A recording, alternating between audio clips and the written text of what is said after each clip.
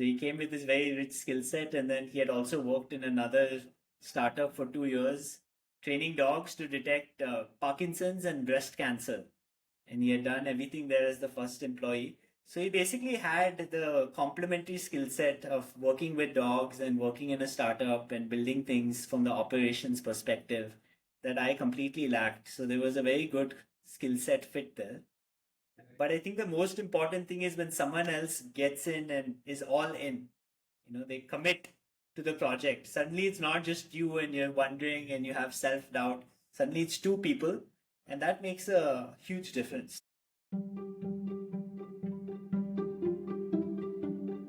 Hello, everybody. Uh, this is RK Patil, Ajit, Sainik School, Bijapur, talking to you from Belgaum or Belgavi. It is also my pleasure and pleasant surprise to host Akash Kulgod, uh, who is not an Ajit, but who belongs to Ajit fraternity. Welcome, Akash. Thank you. Thank you, RK. It's great to be here. Okay, all right. So for next almost 45, 50, depending on how we spend time together, we are going to have some interesting conversation. And I'm pretty sure there are people mostly from our alma mater and some even from outside our alma mater, because I think so. I saw this posting about this podcast on several platforms. They would be tuned into it and listening to it. Okay. With that, welcome once again. And for those of you who are listening and tuned into this podcast, uh, before Akash speaks, let me show you something. Okay. Hold on to. I'm going to share my screen and probably. Okay. Akash, I hope you are seeing the screen. Yes. And before we introduce Akash, who it is, what it is, so okay, I just wanted to share some snaps, and these pictures or the snaps will stay for some time with you, but then will unfold themselves as we keep talking. I think so. This was from the newspaper coverage, of course. Yes, I can. Yeah, and yeah, there you go. A very unusual entrepreneur, of course, a dog lover. And his profession also involves, in this case, dogs or canines. Okay, and there you have Akash with his co-founder. I think so. Akash, younger version of Akash, delivering lecture at IS, if I'm not wrong. Akash. Yes, yes, the Center for Brain Research. Okay, and then of course this is Akash team, uh, dream team, if I were to say. It involves pets, dogs, as well as human beings, and both constitutes a team. I'm sure Akash will dwell on this topic much more. Yeah, and then this is what many tech guys will call it as their lab or anything. But you have any word for this, Akash? We call it a sniff space. Sniff space. Oh, okay. This is what these guys have set up. This is in Bangalore, I believe. Yes, Bangalore. Okay. And then, of course, once again, a closer look at a young, energetic team of Diagnostics. Any comments or anything on this? This was actually me and my co-founder at a recent launch event for a program by Axel India. So Ah, this is the cohort, other founders in the same cohort that they're leading. oh, okay, okay. I'll just let me stop sharing screen and sort of get back to the. Uh,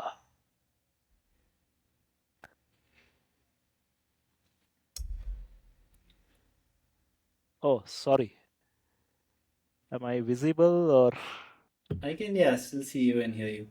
Yeah. I lost you a little bit on the screen, but let me just hold on as I grapple to get back. Okay, I'm here. I can see myself also. Okay, so you saw some pictures, some snaps, etc. But hopefully that will set a context for our larger discussion. Uh, Akash, just to little bit of describe you from whatever I gathered. A young researcher, an entrepreneur with a difference. Uh, he talked about Atoms and etc. And Atoms is a cohort hosted by one of a leading venture firm of India and global by Axel. Am I right? Yes. And very interestingly, they featured 6 teams from global account, and they didn't name them as a hot startups or anything. They called it LeapTek, LEAP, LeapTek.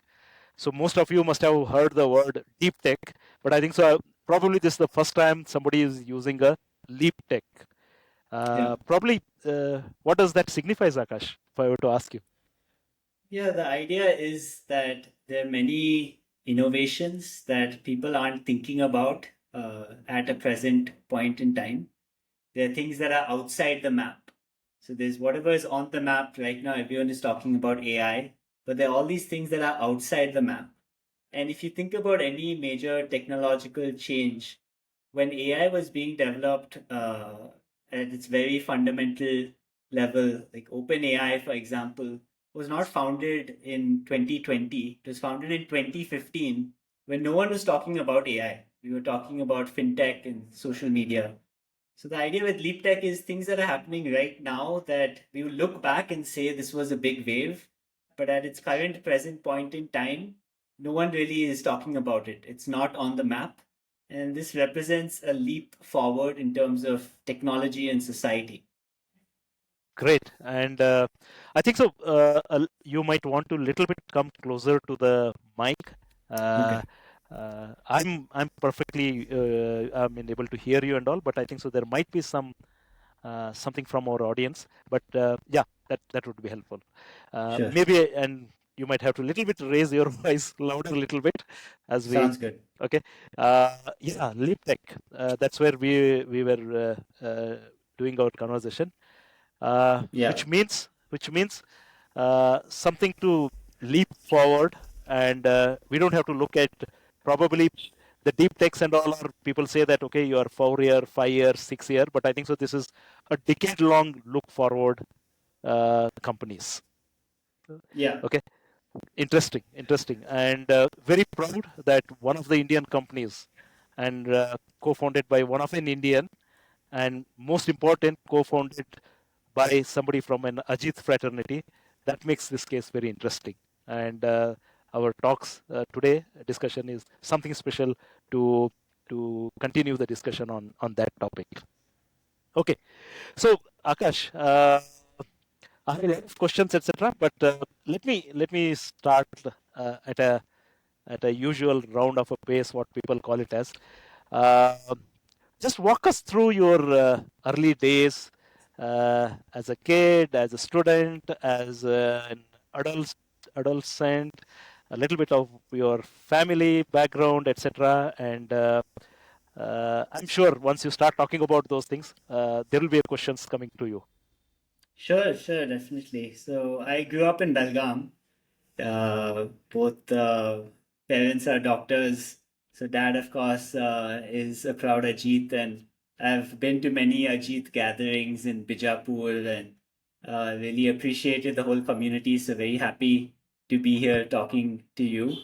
But yeah, I grew up in Belgaum, and the family is not just both parents are doctors, but there are currently 11 doctors in the family. So it's Ah, a family of doctors. There can be a cricket team of Dr. Kulgods at this point. And my father's father started the first hospital in one of the first hospitals in Ramdurg, and all his sons ended up in the medical profession.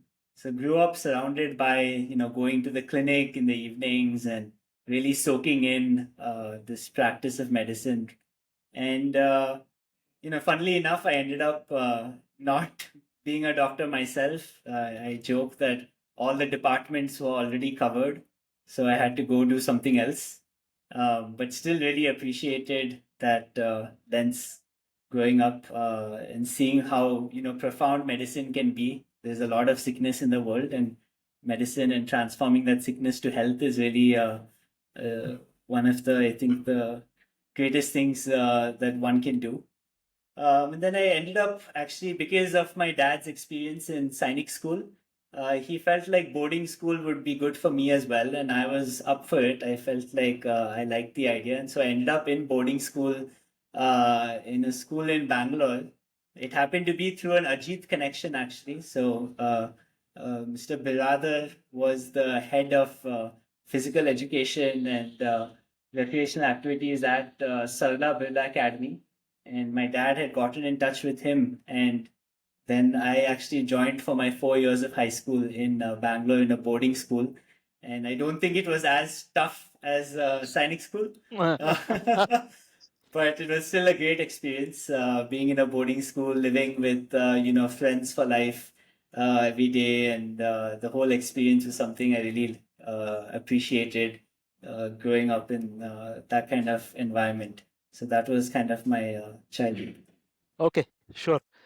I can I interpose a little bit of a Hindi when I talk to you and all? Yes, That should be yes, okay. yes. Of Okay, course, of course. because that little bit of a punch I want to bring out and all. Yeah, Chalo, yeah. theek hai. Okay. You said proud Ajay, father, etc. But then I'm still wondering. I have to ask Kulgod sir also. But then I'll ask you, if everything was so good, why didn't you go to a Sunny school Bijapur? Why in another school in Bangalore Metro?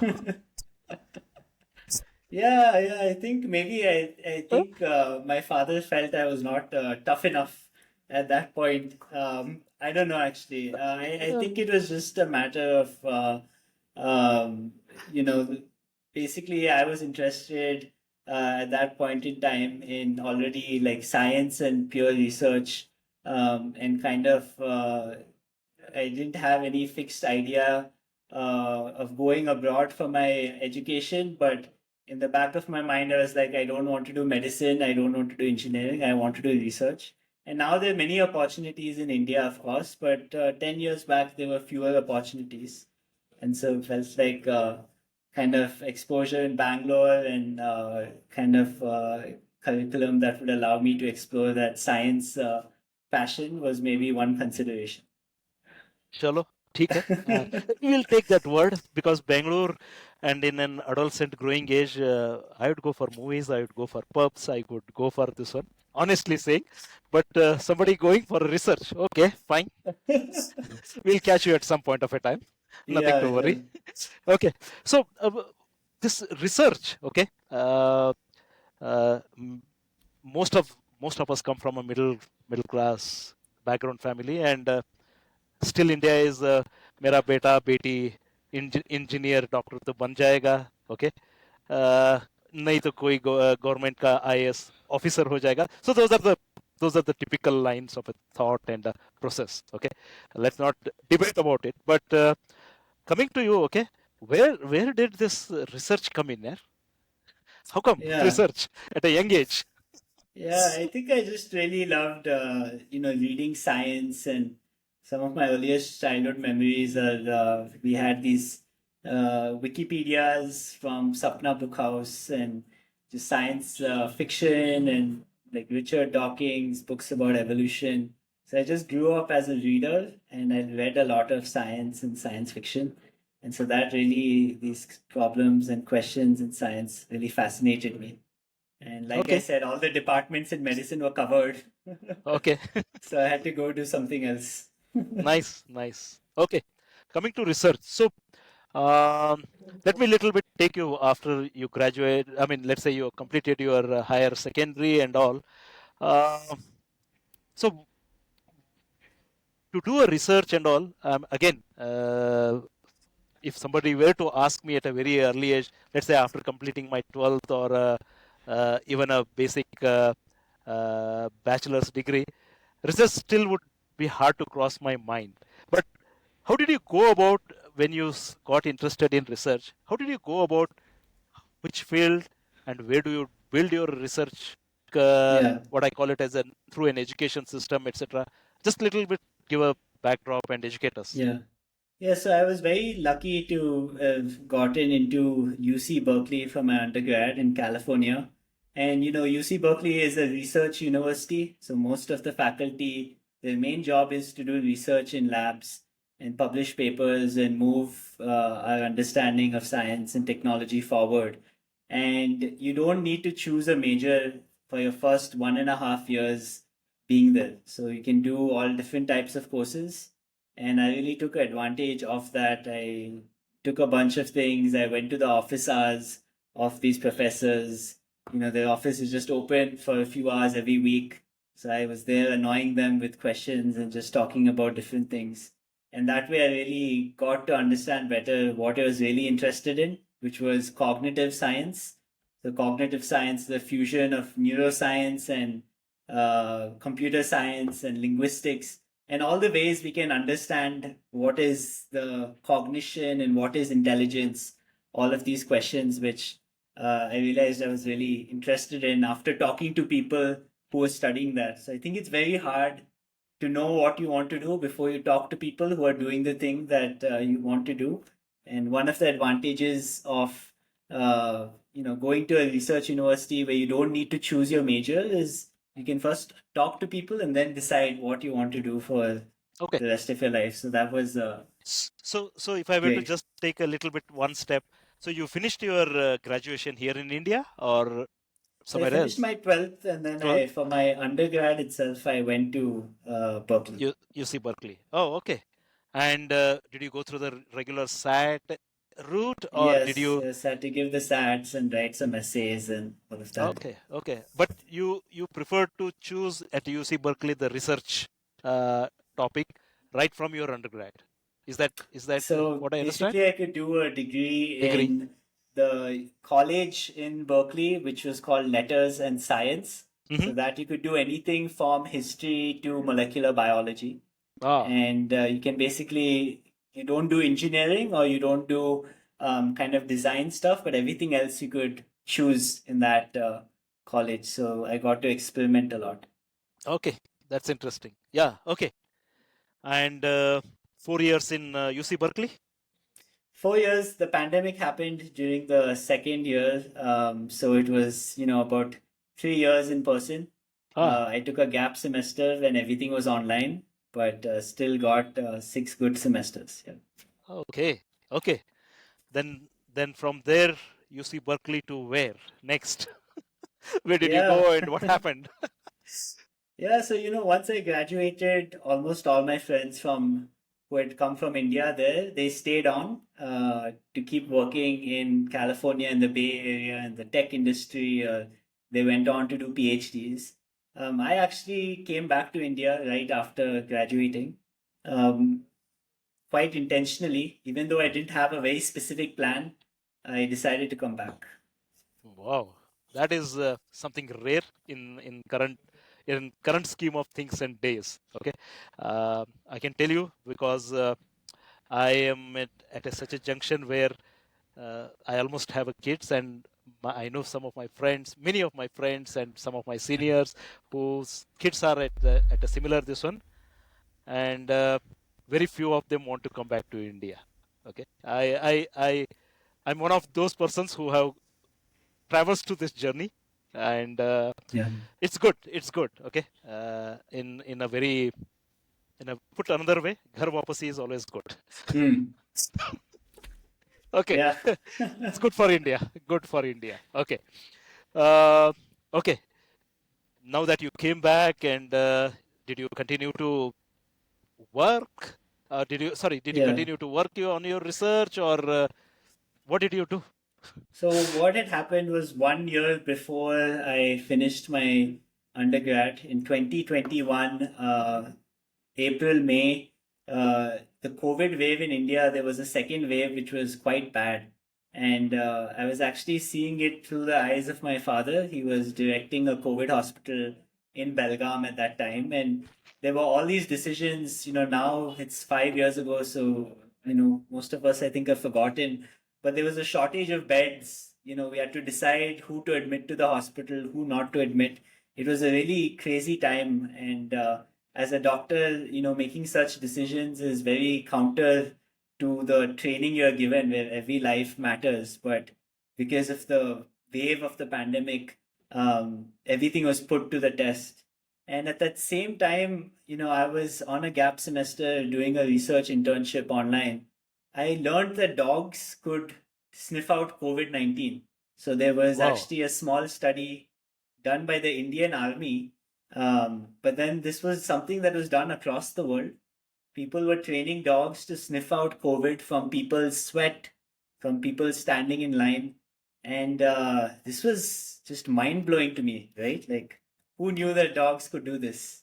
Oh yeah, And it's definitely yeah, mind-boggling today when you say that to me. yeah, Definitely, very yeah. interesting. Okay. Yeah, no, it's really mind blowing. And to me, I mentioned we are a family of doctors. We're also a family of dog lovers. So at one point in time in the Kulgod family, there were 11 dogs and 11 doctors at the same time. So we all actually, even today, we have two dogs at home in Belgaum. And, I grew up loving dogs, but I never thought that there was this connection with medicine and doctors, that dogs had this capability. So when I learned about this, I could not stop being obsessed about, if they're so good, where are the real world applications, right? There were no COVID sniffing dogs in Belgaum. So once I graduated, this thought was still on my mind, and I basically continued to pursue that direction, and was lucky enough actually to get a grant that was an individual grant that allowed me to keep pursuing this question. Okay, interesting. So this is where it gets interesting. The researcher in you meets the practical problem, and luckily, I mean, you do you love your family loves cricket, IPL?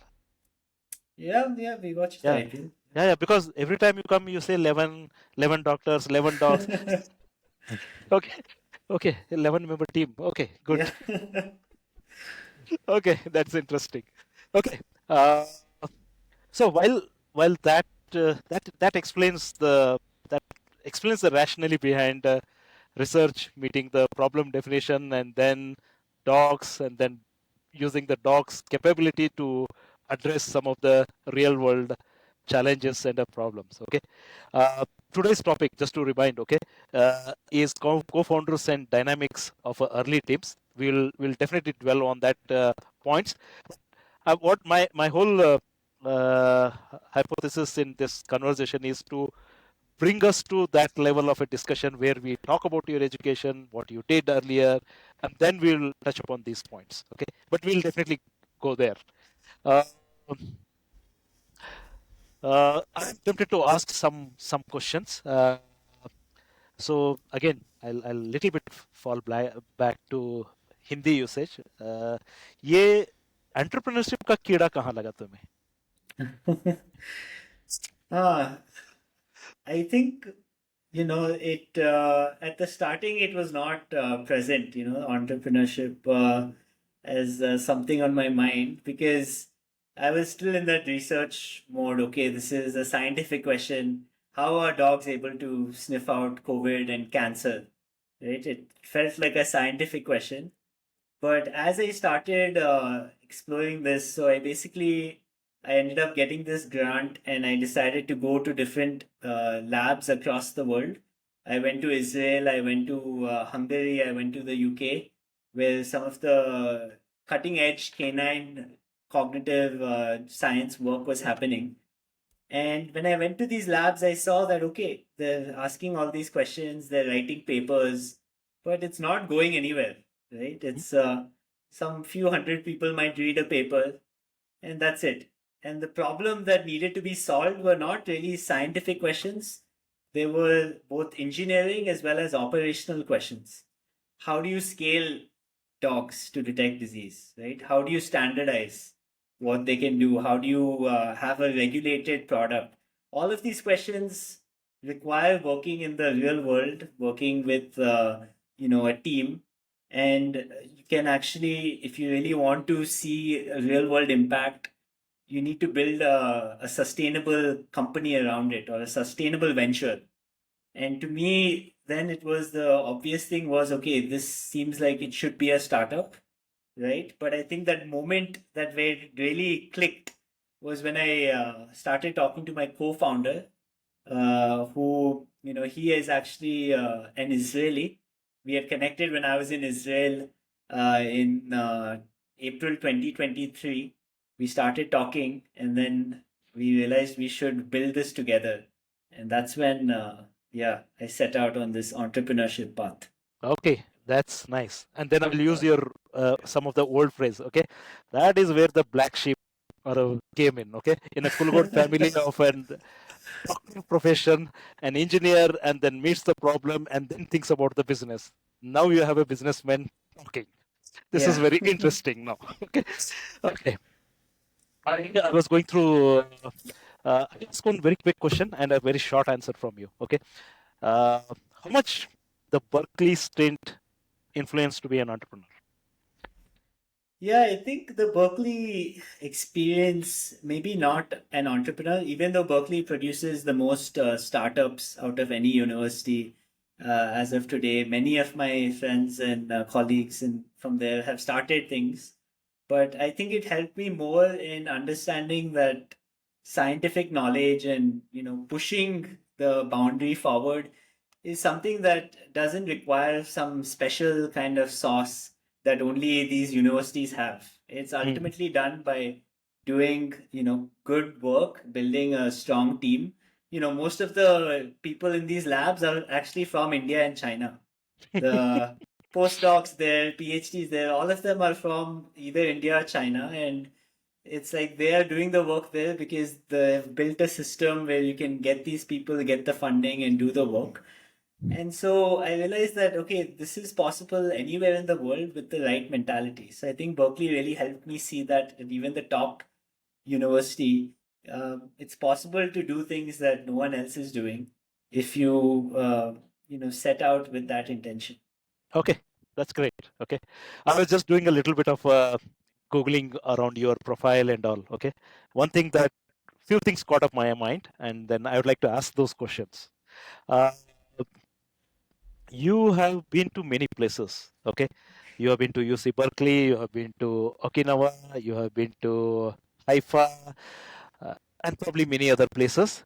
And in each of those things, you manage to say or tag along what is called as the visiting researcher.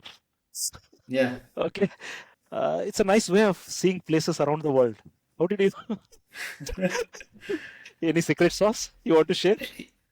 Yeah, I mean, first of all, like, obviously it was, a privilege to be able to do this after graduating.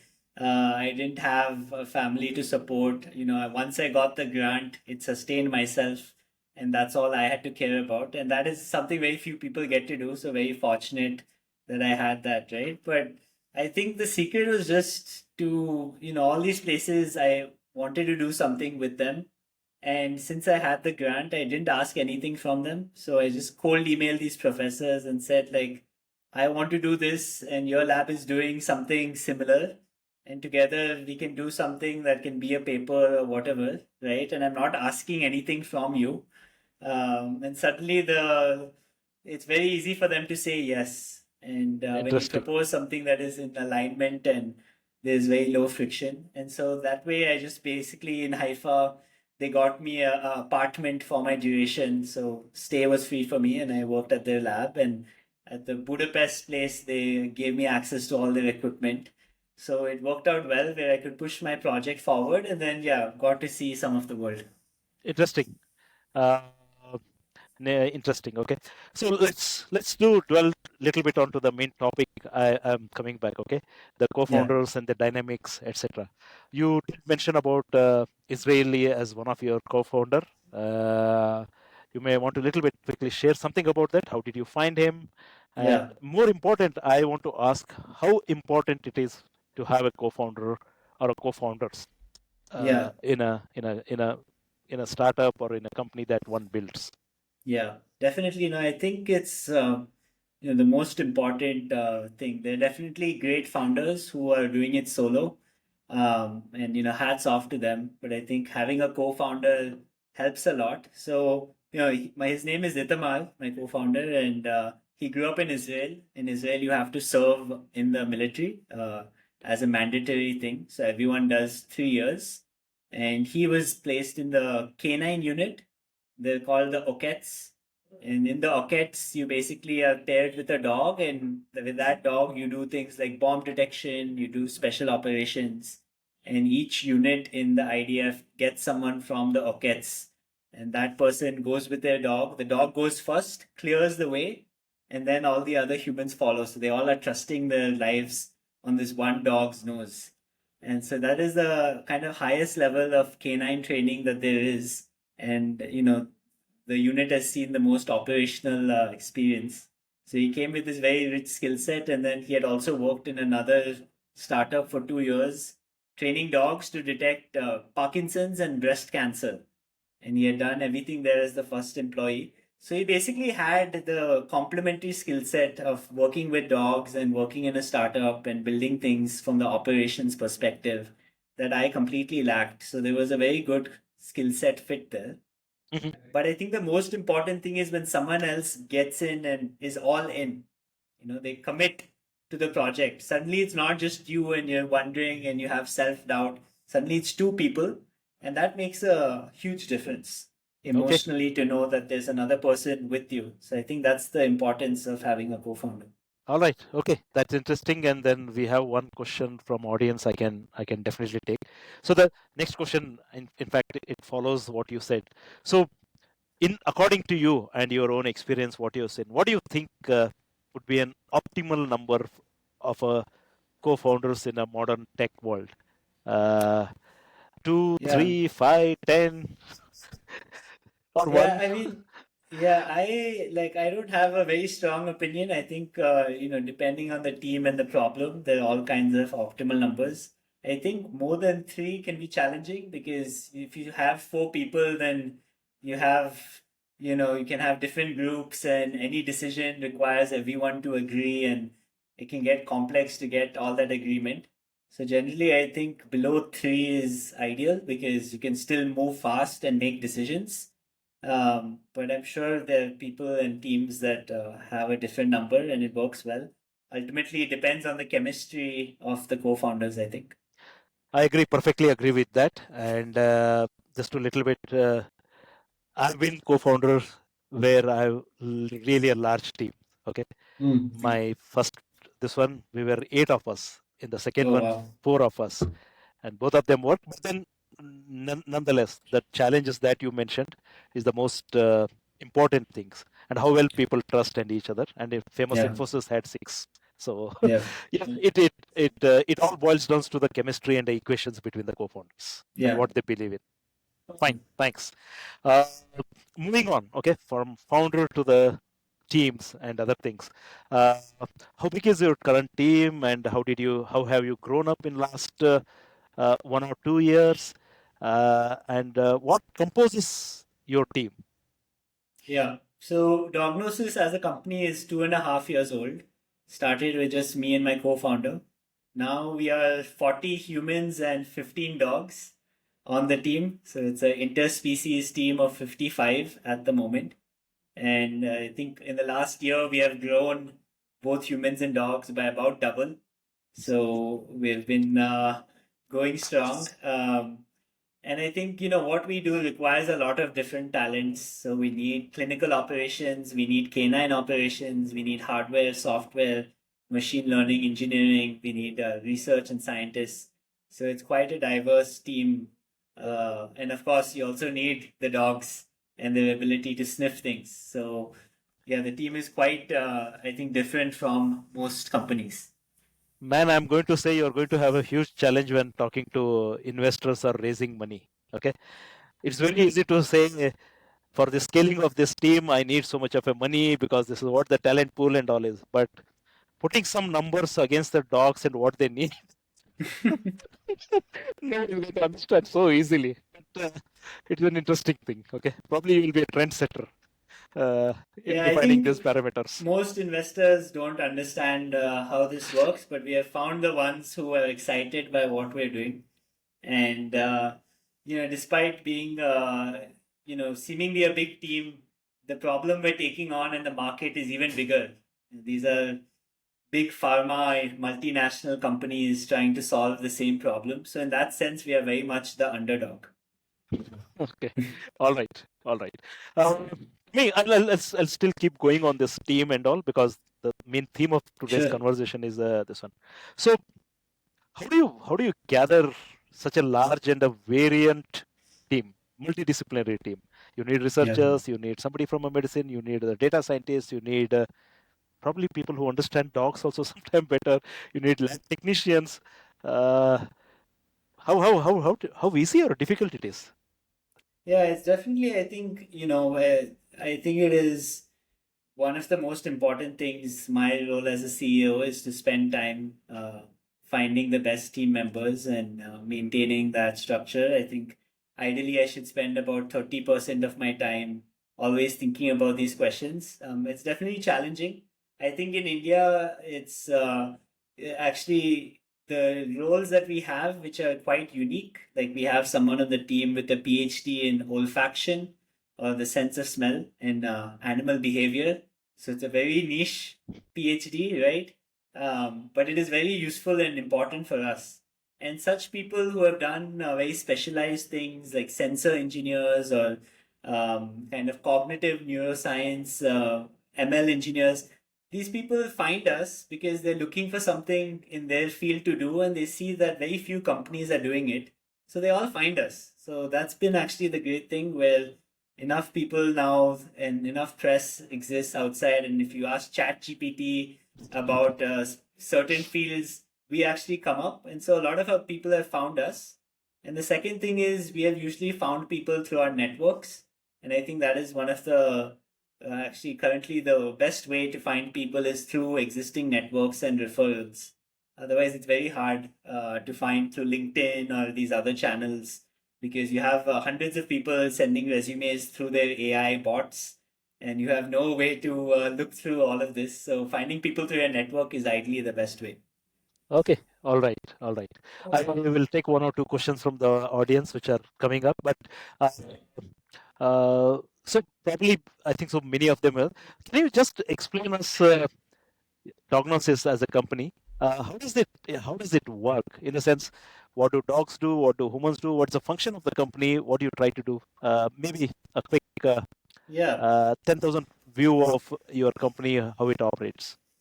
Yeah. The very simple thing that we do is we detect cancer from breath. So we have people breathe into a face mask, and this face mask is sealed in a Ziploc bag. It comes to our center in Nelamangala, Bangalore, and we are able to tell from that breath in a face mask someone wore for just 10 minutes. We can tell if there's a presence of 10 different types of cancers, currently with over 90% accuracy, Wow. including at stage one. So this is our fundamental goal of the company. We want to detect cancer early because we know if we detect cancer early, you can actually save people without any new development in a drug or a novel kind of breakthrough. We know how to save people. We just need to detect it early, right? Wow. And what we basically do, and in fact, I think that maybe I can Yeah, share there my is screen because definitely, definitely. I can show it in action. So this is actually our training setup in Nelamangala. So is my screen visible? Yes. Yes. So this is one of our dogs, our canine team members. Her name is Whiskey. And she's sniffing one of those face masks in each one of those ports. So all the greens are negatives and the red there is a positive. And you saw Whiskey now go back to the platform. So in the platform is an automatic dispenser which provides treats as a reward whenever the dogs find cancer. So they all know to go back. So you'll see another dog here, Cheetah, doing the same thing. So she's sniffing, she knows it's all negatives. She'll sniff the positive and she goes back because she's like, okay, I found cancer, right? And now the thing that we are doing, which is unique, is that all of this is being monitored by an AI model that is taking data from the cameras, but also taking data from the brain waves and body language of the dog. So if I pause here, on the top of the screen, you see these 8 lines of data. That is actually electrical activity from the dog's brain that is recorded non-invasively through a helmet that they're wearing. So that helmet, they kind of wear the helmet to go to work, and then they're able to monitor their brain activity. And we also monitor other sensors.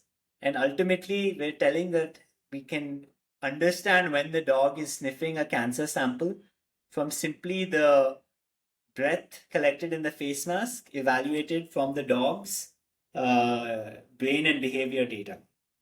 Man, that's quite an unraveling. I mean, quite packing of technology and other things. And I realized you also rewarding system like a Netflix you did, man. You built everything into one.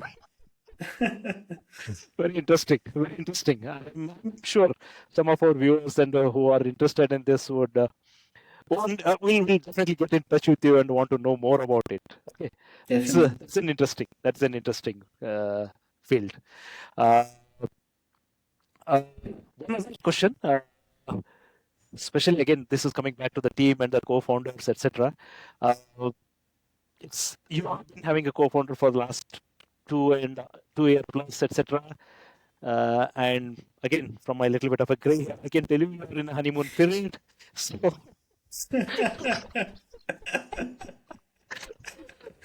real thing is going to start at So some point of it. how much of your gray hair is from co-founders? That jokes apart. But there comes a point in business when businesses do well, and even if you don't do well, okay, for a steady state, there is that's a longer period. But when things don't go well, or when things go very well, the dynamics of the teams and the co-founders definitely changes. Okay, it's a natural progression of the world. Okay, it's a human psychology, and a lot of it is at a work. So, uh, my question to you, okay, uh, are you still in honeymoon phase of a co-foundership, or are you already seeing some बर्तन लेटा लेके चल रहा है? No, I mean, definitely, I think the most common reason for a startup's failure, both at an early stage and later on as well, is co-founder disputes. There's statistics on this. I think, yeah, so far, probably you can call it the honeymoon phase. Things are going good. Okay. No problems. I think we both are very aligned on the mission. Itamar saw that when he was at his previous startup and also during his service, dogs have this incredible capability that we currently aren't using, and it can have a huge impact. And I have the same mission. So no matter what happens with the business, as long as we can push that mission forward, uh, I think we are on the same page. So even when we have disagreements, we both can agree that okay, this is the mission, right? Then figure things out from there. So far, I mean, touch wood, things are going good. Okay, sure. Okay. I have one question, which is okay. We all love dogs, man, and from my own little bit of a worldly experience, the opposite sex, basically the girls and the females, love dogs more than the guys. And you have chosen an interesting profession by default, that you get to meet some interesting people out there, etc. So, what are your professional risks when you deal with these things? Okay, one is definitely dogs being part of your business, etc. But otherwise also, because they're also crucial part of your business. So how does how does that impact your business? Are there any risks? Anything? Tomorrow, is there a way to replace a dog? Hmm. Yeah, I So think the health and well-being of our dogs is the most important part of our success. So making sure that they live very healthy and happy lives. Dogs also work best just like humans. When we are happy, we are more productive. So it's the same Mhm. thing. And dogs also love to sniff, so they're very happy to basically sniff 30 minutes, 45 minutes every day. So In terms of the risks, I think the big risks are to make sure we have the trust of both clinicians and individuals who use our system, right? You're trusting that this company, Diagnosis, a young company using a unusual way of detecting cancer, will tell me something about my health or my patient that I can trust. And I think this trust, if it's broken, it's very hard to get back. And so it can, it takes time to build, but very easy to lose. And I think if we try to be too hasty in how we deploy our product commercially and lose that trust, then that is the biggest risk that I see. So we're making sure that we have the strongest validation for our product before we kind of roll it out to everyone. And I think that way we can mitigate the biggest risk that we see, which is losing trust. Okay, that's interesting. Thank you very much for that. There are some questions related to them. I mean, dogs, because of their sniffing power, etc., olfactory knowledge, that seems to be a best and the natural choice. But are there any other animals and species that can do these kind of things?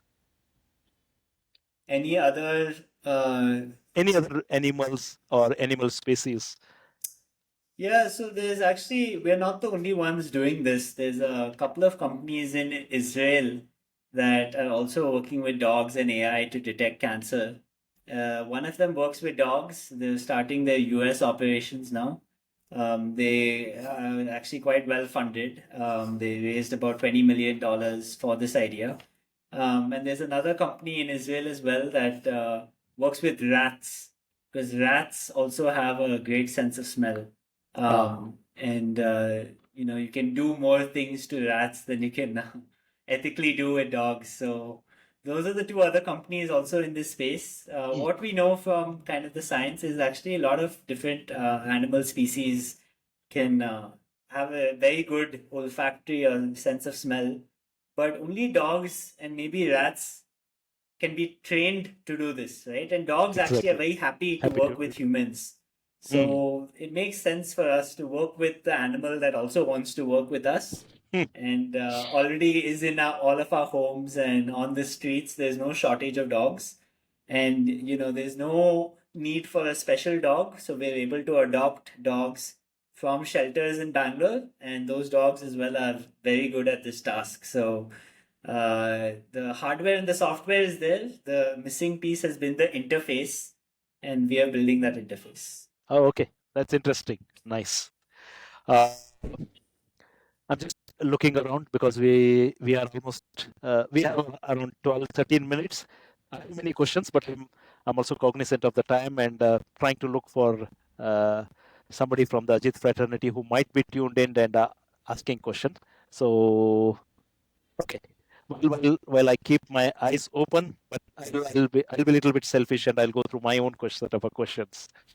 I want to ask you a few questions, okay? And I want you to be a little bit rapid in the sense, don't think too much, just answer. Sure. Okay? If not for Diagnostics, what would be the next? I actually don't have an answer to that. I can't think of doing anything else other than building Diagnosis. Okay. While you're not working on Diagnosis, what else occupies you? Okay, tell me other way. Okay. No, I mean, yeah, I don't have much of a life outside of work at the moment, and I'm okay with it. I think 20s are a good time where you can just devote yourself completely to work. But yeah, as much as possible, I like to read and do some writing and travel whenever possible. यार ये अजीब सा तो Gen Z है. I'm yet to come across as Gen Z like this. You're an old school thought guy.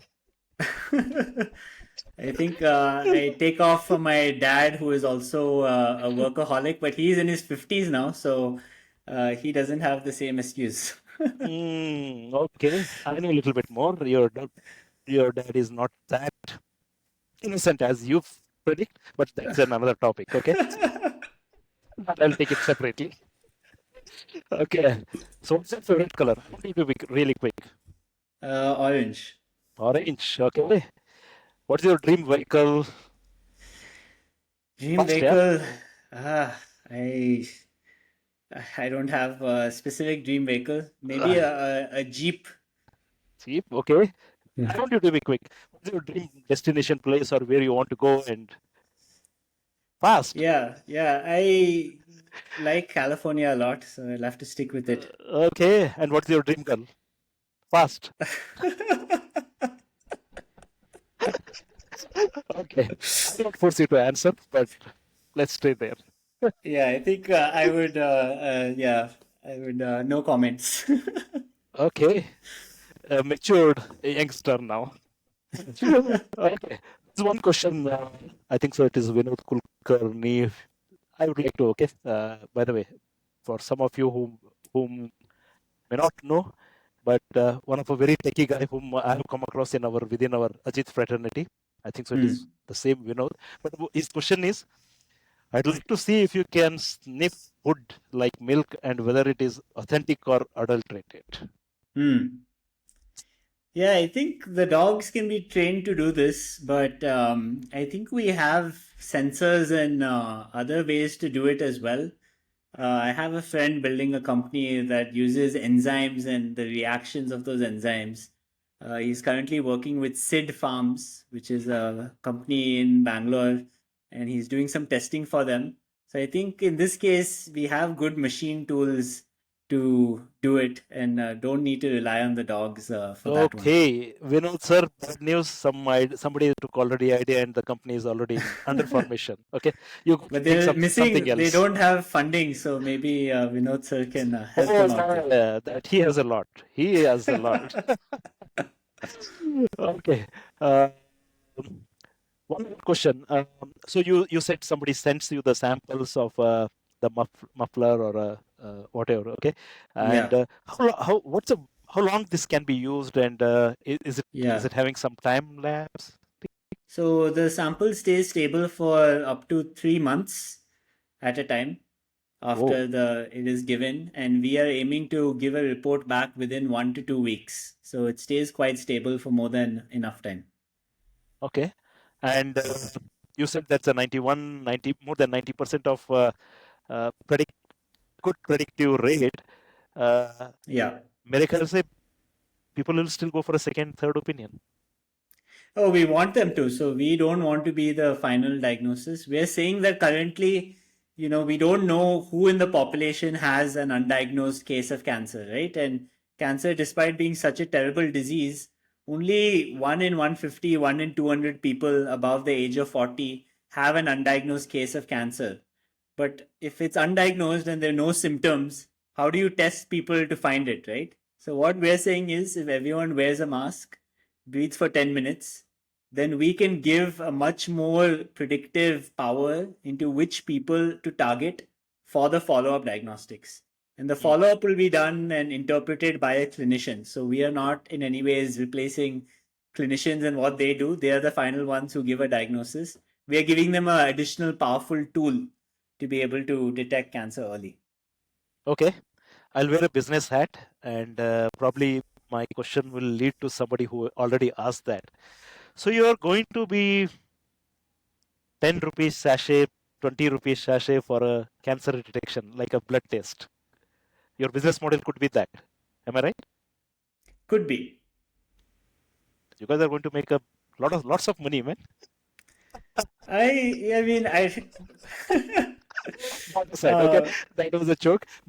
One last question for you is yeah. somebody out asked there. So does this set an obsession for people to come back and test and test and test when they are really not required to test?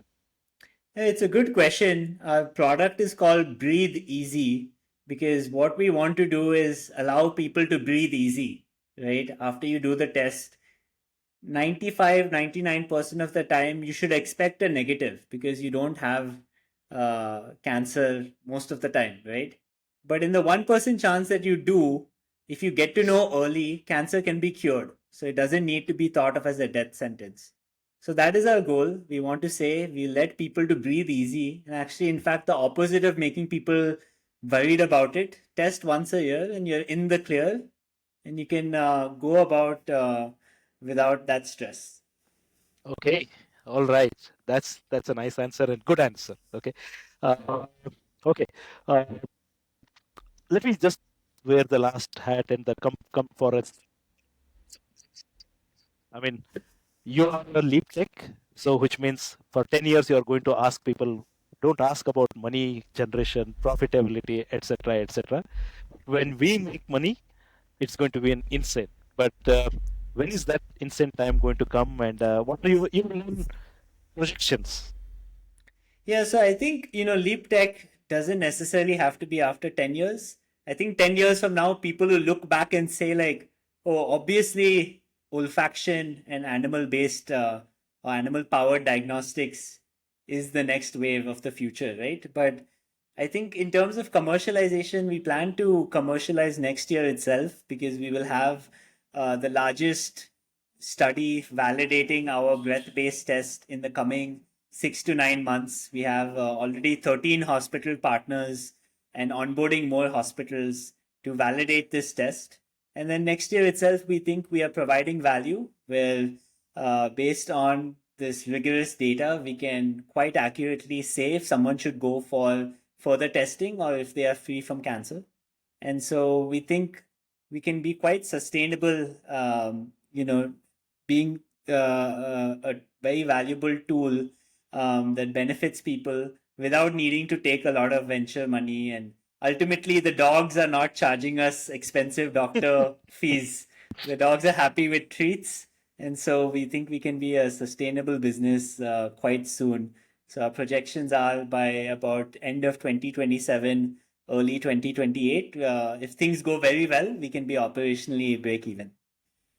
Interesting, interesting. Any thoughts on your fundraise, or you have too much of a money in the bank out there, or you have too many chasers and you don't need money? So we have happily we were able to close our seed round a few weeks ago, and we'll actually be announcing it in the coming weeks. So you can stay tuned for that. We'll be sharing it. It was quite a lot of effort to get it. I spent 3 to 4 months full time focused on this. A lot of that time spent in the Bay Area. Got tens of rejections, if not almost about 100 rejections, but we found then the right firms who were willing to back this idea. So we are good for the next 2.5 years at least, by which we hope to be a company on our own feet. Interesting, yeah. Interesting, interesting. I'm still looking at the screen. I have many questions, but I just want to be sure. But then I can already see many congratulatory messages from fellow Ajits. And some of them are asking you to get in. They'll definitely get in touch with you. They want you to refer to somebody else, or they want to make some suggestions. And then many of them are uh, pitching for your success. The least I would say. Okay. And for me, it's a very personal and a special. One for being from an Ajit fraternity, and second, uh, there is things. I mean, though you are still in Bangalore, there is a guy from Belgaum who is going to make that happen. That itself makes us quite a lot happier. I'm But, definitely yeah, definitely a Belgavi boy at heart. Array. Rightly said. Rightly said. Uh, we are almost at the again 1.5 minute. Uh, Let me see if I have a lot of. So any of the competitions that you would like to mention, and where this world or the company where this field is moving? You want to share some Yeah. 1 or 2 lines? Yeah, I think, like I mentioned, there are these companies in Israel as well as in the US. They're working with both animals and AI. Some of them are trying to build a electronic nose. I think there's a lot of interesting things in this field of machine olfaction. But I think the dogs are still the top dogs. And what we're doing, being based in India, is a huge advantage to us compared to them because the kind of clinical trials and data sets that we can generate in India is way more than what the other companies are capable of doing. So actually, coming back to why I came to India, I did not have this answer then, but now I can very confidently say that this is the best place to build a company like Diagnosis.